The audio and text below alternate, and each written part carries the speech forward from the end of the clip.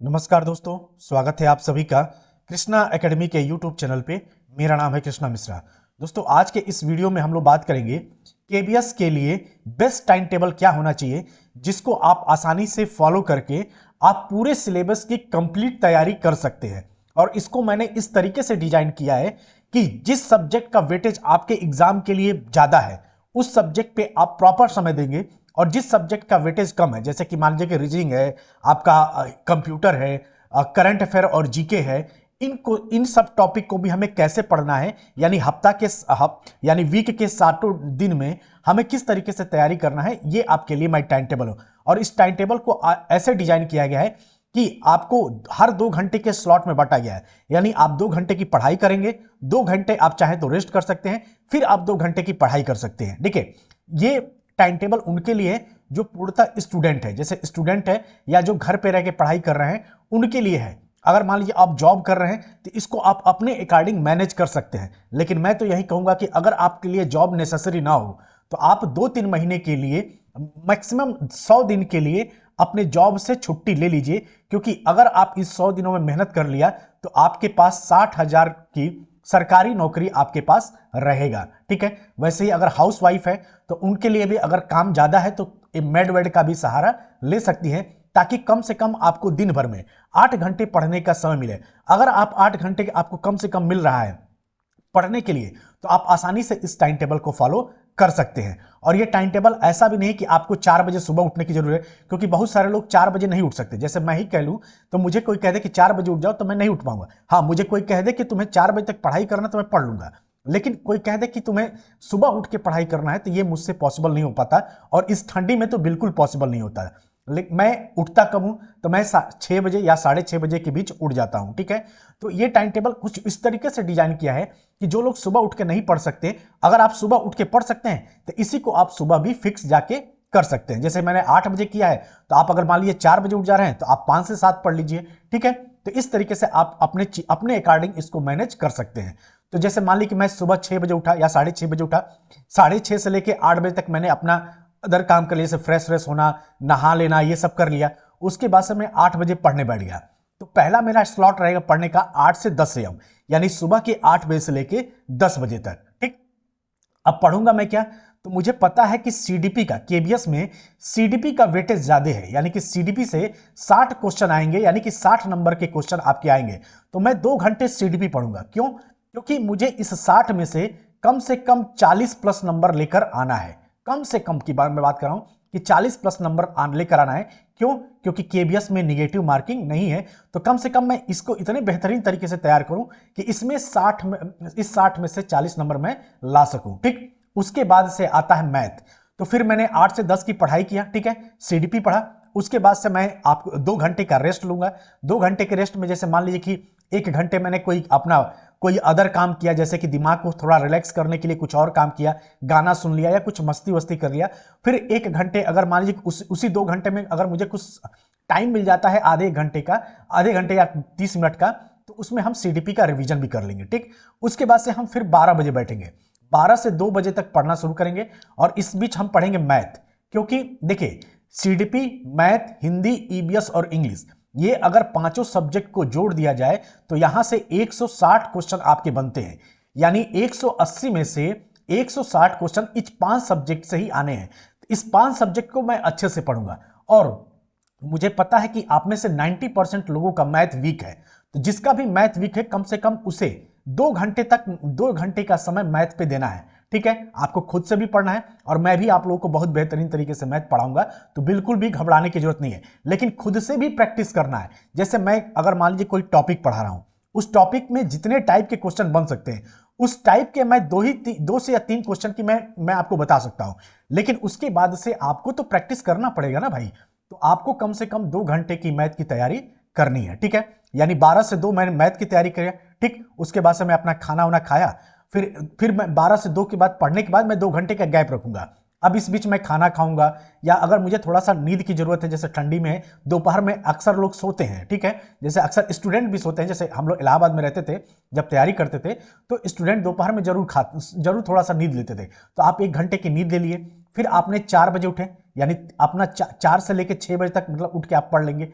यानी 12 से 2 के पढ़ने के बाद आप 2 घंटे का रेस्ट लिया आपने, फिर आपने 4 से लेकर 6 बजे तक की पढ़ाई की। ठीक, अब इस बीच आपको क्या पढ़ना है? इस बीच आपको वो सब्जेक्ट पढ़ना है जो आपके लिए एग्जाम के लिए तो इंपॉर्टेंट है, लेकिन जिसको कम समय में आप तैयार कर सकते हैं। जैसे हिंदी, हिंदी आपने सीटेट के लिए भी पढ़ा है, हिंदी आपने बचपन से पढ़ा है, तो हिंदी क्या है? आपके लिए फ्रेंडली सब्जेक्ट है, यानी आप आसानी से इसमें अच्छा स्कोर कर सकते हैं। और हिंदी कितने नंबर की है? तो 30 नंबर की हिंदी आपकी केबीएस में आएगी।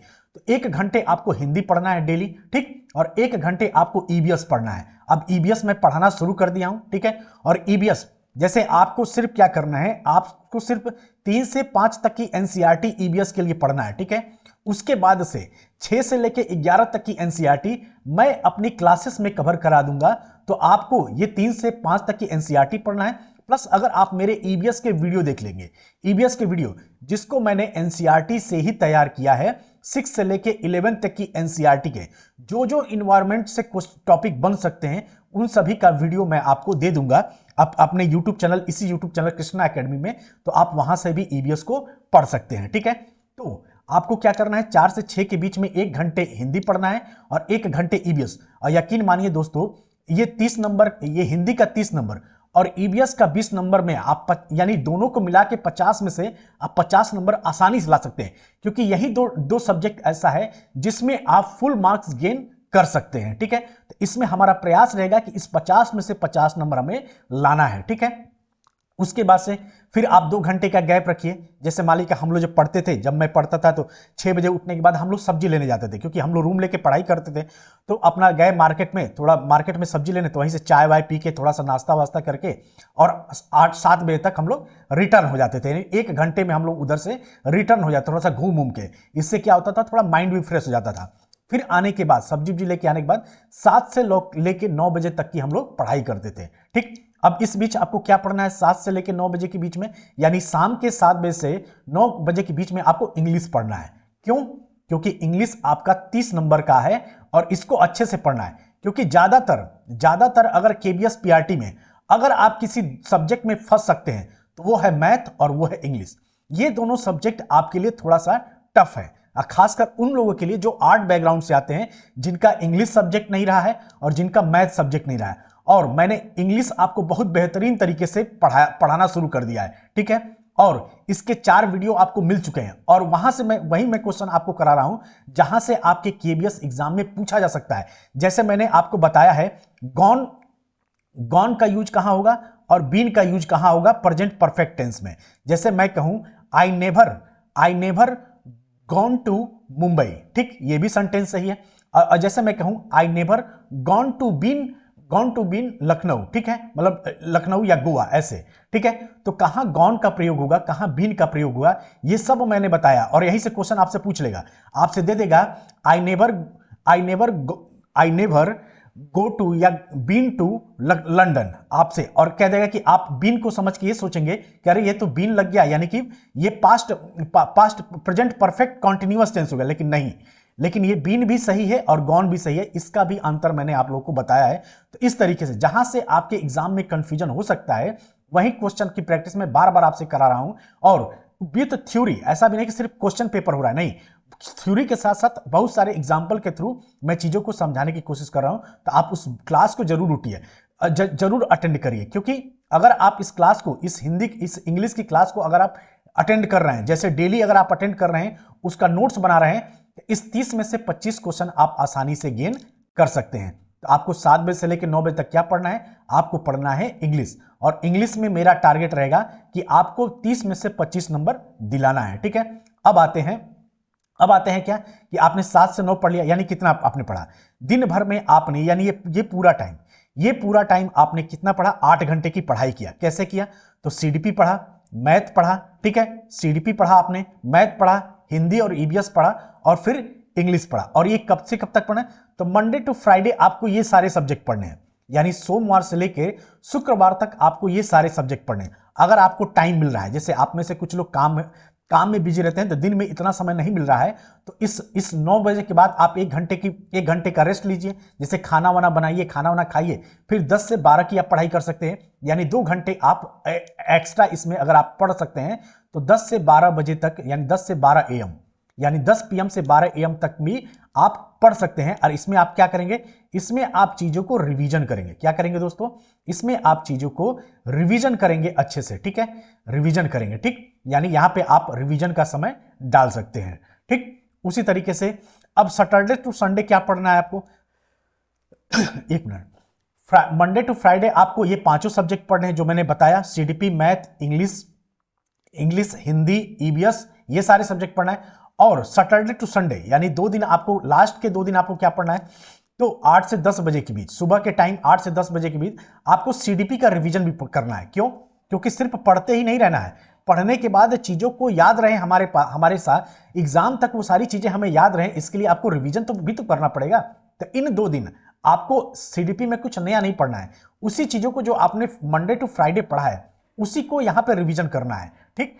यानी 4 घंटे आपके लास्ट के 4 घंटे जो मिलेंगे, जो मंडे टू सैटरडे संडे जो 4 घंटे मिलेंगे, उसमें आपने पिछला जो भी सीडीपी पढ़ा उसका आपको रिवीजन करना है। फिर 12 से 2 के बीच आपको मैथ की प्रैक्टिस करना है।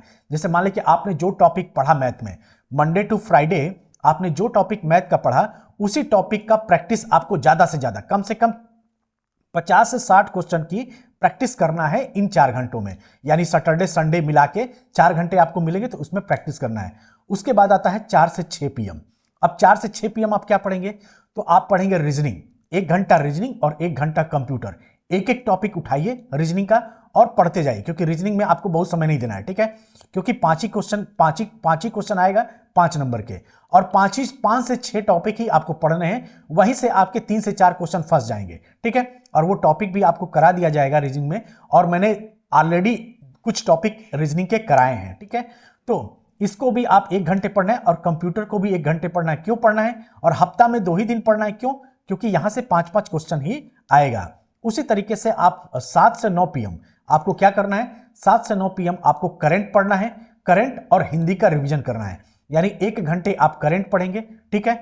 और जैसे मान लीजिए आप कोई मैगजीन फॉलो कर रहे हैं, तो इस 1 घंटे में आप उस मैगजीन से, या अगर मान लीजिए आप कोई करंट अफेयर का चैनल फॉलो कर रहे हैं, जैसे कि मैंने आपको सजेस्ट किया था कि आप नेक्स्ट एग्जाम का यूट्यूब चैनल फॉलो कर सकते हैं करंट के लिए। मैं भी पहले करंट पढ़ाता था, लेकिन अब मैंने पढ़ाना बंद कर दिया है, क्योंकि अगर मैं करंट पढ़ाऊंगा तो ये जो आपका कोर सब्जेक्ट है, जैसे मैथ, सीडीपी, हिंदी, इंग्लिश और ईवीएस, ये आपका छूट जाएगा, ठीक है, क्योंकि करंट के वीडियो बनाने में टाइम बहुत लगता है, ठीक, इसलिए मैंने उसको पढ़ाना छोड़ दिया, ठीक।